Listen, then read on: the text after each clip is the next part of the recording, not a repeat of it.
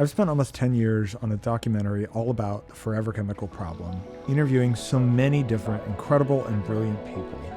I decided to make this series to include highlights from each of those interviews, giving their stories more life than just a few moments in a film. So my name is La'Meshia Whittington. The community calls me LA.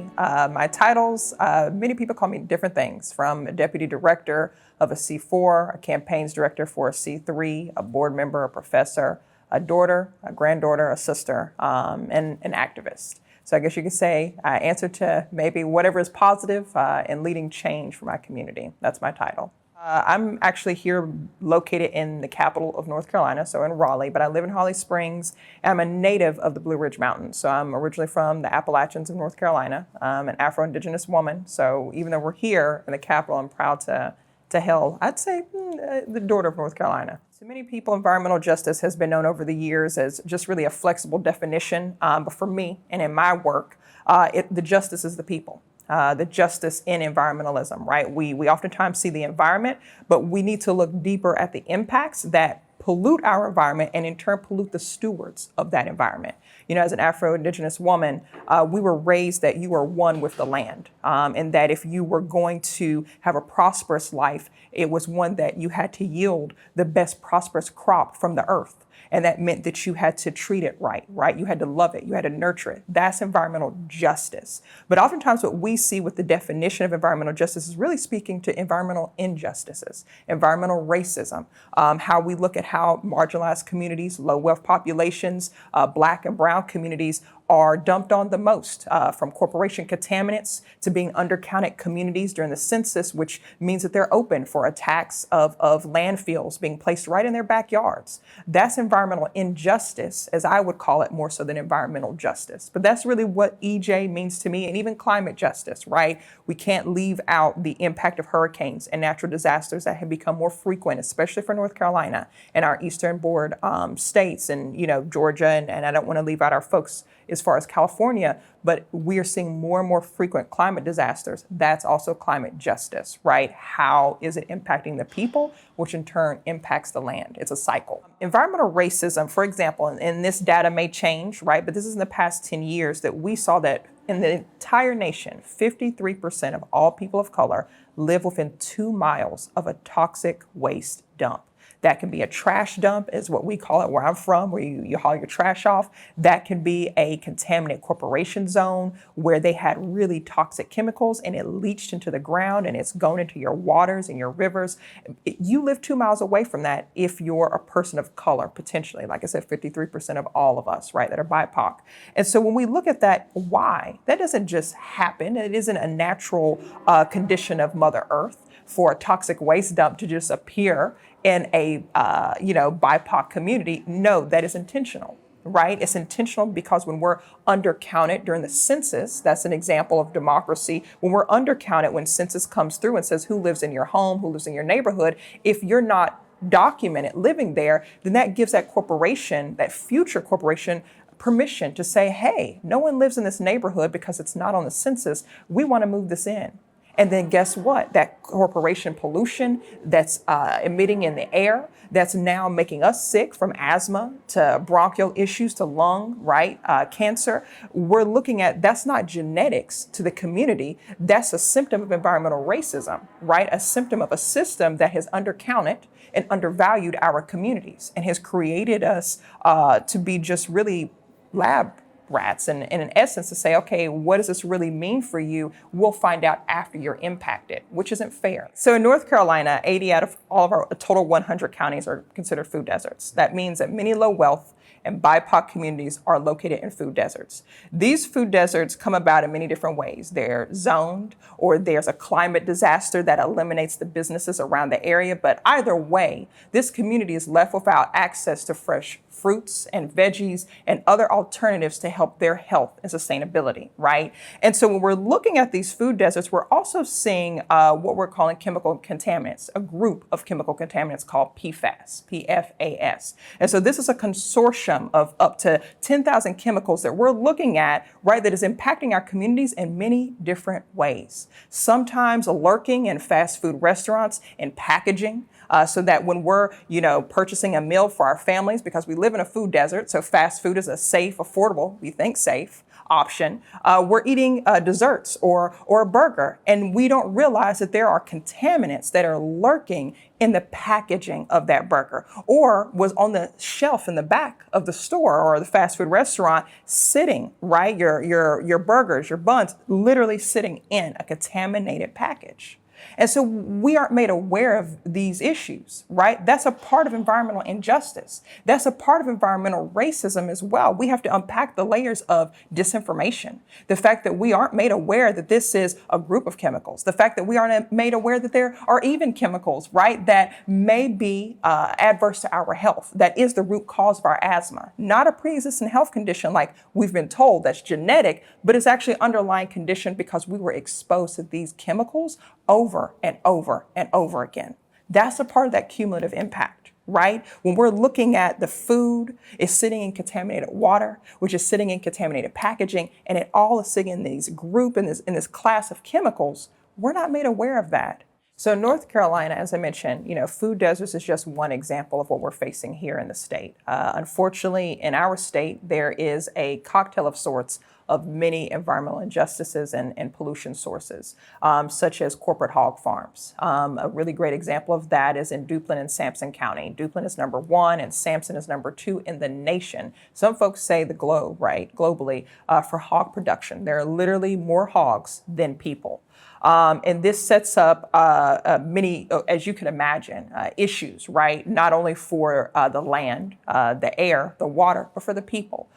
For years in Duplin and Sampson County, there has been a negligent corporation that has literally poured waste and chemicals into open waterways that has impacted other parts of the state, such as with their other plants and subsidiaries that are located across Cumberland County and other areas in the east. And they're all creating the same practices, right? They're not disposing of waste in a safe way. They're disposing it in communities, either through spraying it literally in the air, like a sprinkler system, where folks are walking outside and can feel a mist on their skin, a mist on their clothing. Okay, you can imagine the kind of health issues, right, our communities are facing. In addition to that, these plants are in proximity to what I just mentioned, the class of chemicals, PFAS. It's in the same proximity as that plant, right? So you're seeing, again, cumulative impact. The same communities that are now working in these plants, as we call them in our neck of the woods, we call them plants or corporations, they're working there. They're breathing in the air. They're eating the food because it's affordable products. And then this food is packaged, sitting in, again, chemical contaminants. And then not only is it being served to our community, it's being shipped globally.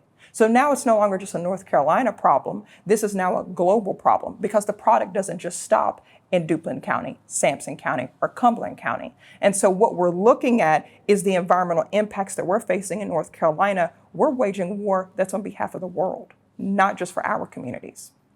So when talking about this corporate hog farm, it's called Smithfield. And not only is it a large corporation, they hide behind small family farms, pretending that they are literally local farmers. As a woman who comes from a long line of farmers, okay, that is not only inaccurate, it's offensive. It's a large corporate farm that is actually a foreign-owned company. It's not even grounded in our states, but they're allowed to use our backyards as their dumping grounds. And so what they do, and they call this lagoons, which I don't like that term. It's a cesspool, okay? It sounds like a vacation. It's not. So in these backyards, in our communities, they literally dump football field size pools of blood, urine, feces, actually like aborted carcasses of hogs. And they grind and puree it up and they pour it into a pit, again, the size of a football field or larger. And they just let it sit. There's no limit to when they have to drain it. So it sits there and it's open. Imagine the smell, the stench, the size of the rats that actually contaminate the homes of neighbors and their farmlands. Imagine the filth that is actually covering the neighboring livestock. It's contaminating other like small family farms, other communities. And in addition to that, when they pour out, like they empty this lagoon, they've made it a practice, as I mentioned before, to sprinkle it across the communities. They say it's to fertilize the earth. But if you know anything about farming, you can oversaturate the land. But let's be very clear. The land doesn't need chemicals.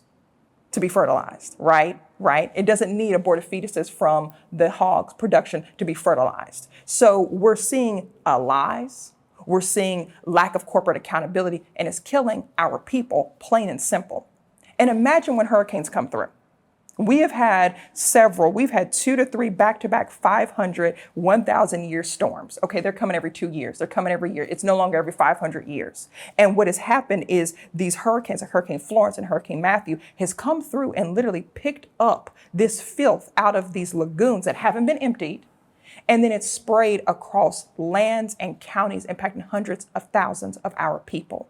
It's contaminating our homes. Folks can't even return back to their homes 2 and 3 and 4 years later because it's still contaminated with hog filth, chemical waste, a consortium of chemical contaminants, right? Like I mentioned the PFAS before, in addition to mold and mildew and the other impacts that come with just being, in the wake of a disaster. That's what our folks are facing here in North Carolina.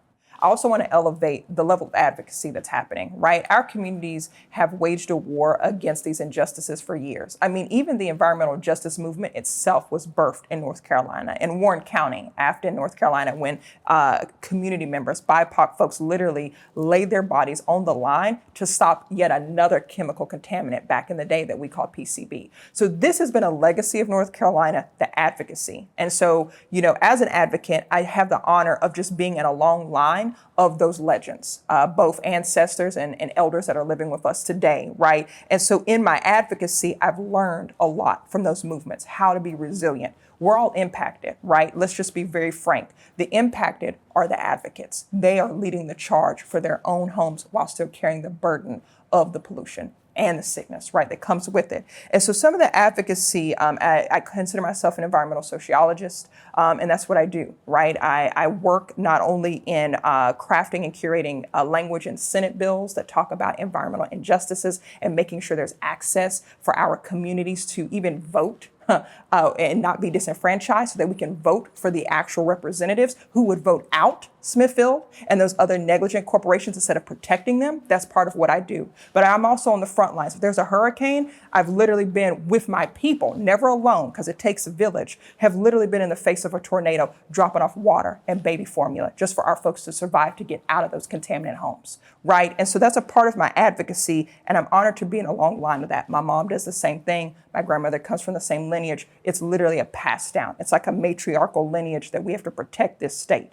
And so that's led to my work with different advocates around PFAS, right? And so last year I had the honor of joining shoulder to shoulder with prolific organizations like Clean Cape Fear, Cape Fear River Watch, and other folks that I don't want to mention and lose any names, but we stood shoulder to shoulder to bring in Mark Ruffalo into our state to up the awareness of what exactly we're going through here in North Carolina. We know what we're going through, but we need the world to know what we're going through, right? Because again, it takes a village for everyone to push back against such giants as corporations. Right.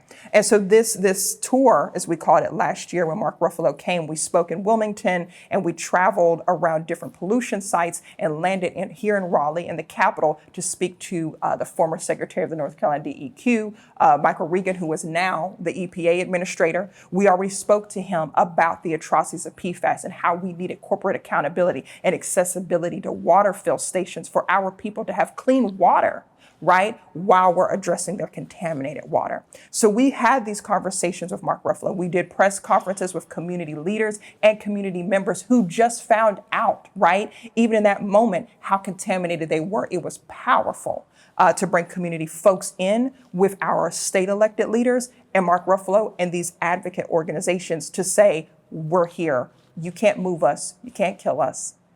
It's almost happened, but we're still standing. And we're going to still stand. We have filed a petition against this class 54 total chemicals. We won't test it. There's many more, I've already said, right, 10,000, but we're addressing 54 of those, right, and PFAS to say we need this tested, we need this regulated, we need accountability, we need restitution for our communities. This is all that we are packing in with science and working with scientists to call on the Environmental Protection Agency to say, okay, you promised us in 2016, let's back it up a little bit. You promised under what we call TSCA, TSCA. Some communities have heard about it, but EPA promises that they would regulate these chemicals and that they would actually enforce accountability, and it hasn't happened. And here we are almost 5 years later, right? Here we are decades later after the contamination already started. That's the petition, is calling that accountability. And so we filed that petition in 2020, a few months after the tour, and we're still leading the charge. This year, the advocacy continues, the fight continues with our people. We're also walking alongside Black firefighters that are coming to the point where they were fighting racial discrimination last year in the wake of George Floyd and Breonna Taylor's murders. This year, they're fighting the silent discrimination of finding out that there's a chemical called PFAS, AFFF, that's the name of their firefighting foam. That chemical is in that foam, and now they're finding out that they've been exposed to this foam the entire time. And so that's some of the work that's happening, and really an honor to do so. But something that always resonates with me in community, and it's hard, is it shouldn't be the burden of the impacted to prove the impact. It should be the burden of the corporation that created the atrocity to prove, why did you create it? Have you actually tested the impact on our people without using us? As again, lab studies, have you done it? What's the proof? We can't simply just trust you because you've broken that trust. And in business, if you sign contracts, then you should sign a contract with the community. That's what we're saying. We don't want your trust anymore. We don't want to just rely on you being moral, because you can't regulate morality. And that's apparent.